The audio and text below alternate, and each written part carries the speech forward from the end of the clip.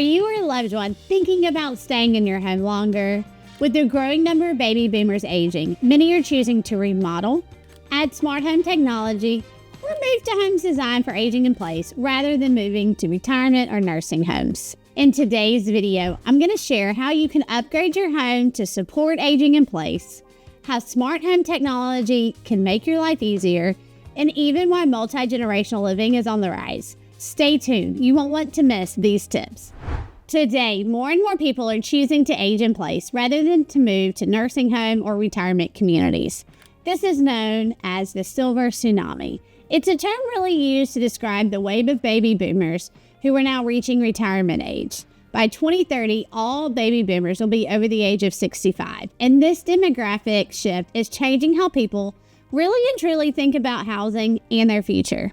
So the U.S. Census Bureau estimates that the number of Americans aged 65 or older will double by 2060, reaching nearly 95 million people. While many of these people are opting to remain in their homes, either by remodeling their current space or actually moving to homes that are designed for aging in place, where there's just more independence and even a more cost-effective option compared to moving into a nursing home or any other kind of assisted living facility. One of the reasons that I think that aging in place is really growing in popularity is because of that desire for independence. As we age, the last thing that most people want is to not only give up their home, but their sense of security, as well as all the emotional side of things and the memories they've built in their current home. Plus, I don't know if you've seen lately, but the cost of assisted living can be outrageous and significant. For many, it really honestly just makes more sense to remodel their current home so they can continue to live comfortably without the financial strain of moving into something else. So when I look at some of the statistics, I see that nearly 90% of people over 65 want to stay in their home as long as possible. One, because like I said, they like their house, but another one that I saw was because they don't want to feel like they're a burden or need help of other people, whether that's from their family or even nursing staff. And see, this is really a huge shift, and it's really influencing how homes are being not just designed, but also homes that are being remodeled are certainly thinking about what this silver tsunami is going to want and what they need in the future.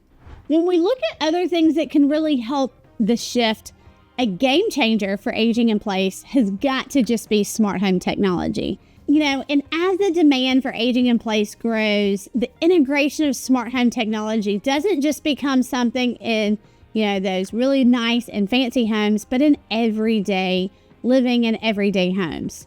When we think about smart home technology, some of the basic ones you can think of are like the smart thermostats. You can set up where, every day at a certain time, it goes down or goes up, and then, that's just a given. We can also see some things like the Ring camera, so you can see who's at your door, so you don't have to get up if you don't need to, or you can talk to them. But some of the other things that people don't realize are not just convenient, but they make daily tasks easier and just more attainable. You can use things like your Google Assist or your Alexa to do things hand-free. So it could be sometimes like, hey, I don't want to get out of bed, but I forgot to turn the light off. Let me go to my smart app and close the garage door, make sure the back door is locked, turn the lights off, and set the alarm. Sometimes it could be something like, hey, Alexa, set a timer for 20 minutes for my oven.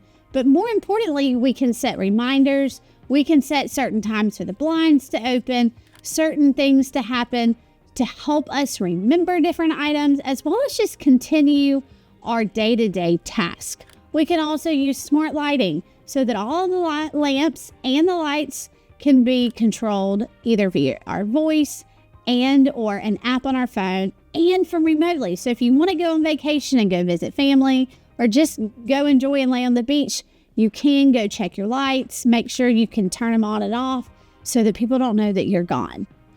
So one of the things is like, well, how do I do this? Who do I contact to get these kind of things set up? Because not only does the technology improve the quality of life, it can also enhance your safety. And of course, safety is important. I do have recommendations of local people that I could put you in touch with to help you do this, but a lot of it is kind of do it yourself too. So we could certainly go over that if you have any specific questions. When we're looking at the main things that need to happen to really make your home an aging in place, there's several upgrades that you can make to ensure that not only are you comfortable, but that they're safe for you to continue living independently for as long as possible. A lot of the ones we think about initially are just the wider doorways and the wider hallways. These allow for easier movement, especially if you do possibly need a wheelchair or walker later on or after a surgery. Other things that we can do is we can add grab bars throughout, whether those are at the doors, in a certain hallway, in the bathroom. So we can also add walk-in showers. We can add knee space in the bathrooms for you to be able to sit down and do your hair and your makeup, brush your teeth, as well as in the kitchen. A lot of things we're also getting questions on is adding in either a stair lift or an elevator, so that if you are currently in a multi-level home, having that installed, whether it's permanently like an elevator or temporarily like the stair lift, that it can help you get around not only easier, but also safer. I'm a big fan of not having transitions in your floors. And what I mean for that is when you go from your bathroom to your living room, having that little bit of a hump where the two different floors connect, whether it's the tile to the carpet or tile to the hardwoods. But just thinking about details like that and allowing them not to be in the remodeled home so that it is a seamless transition so that you can get around yourself easier, more conveniently, and safer. Another growing trend that we are seeing is called multi-generational living. This is where adult children live with their parents or vice versa. This allows for families to care for aging parents while keeping an eye on everyone in the home. It's both practical and cost effective.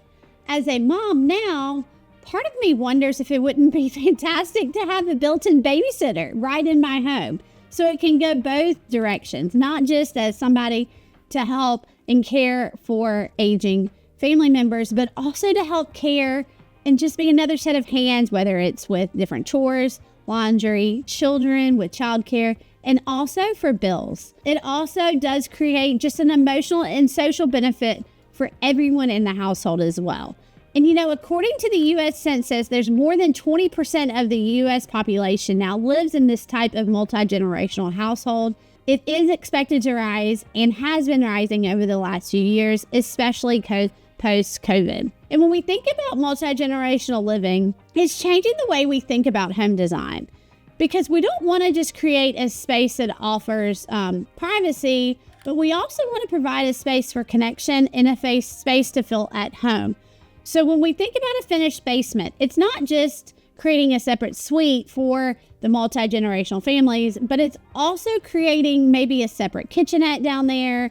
In conclusion, this is really all we have to talk about today.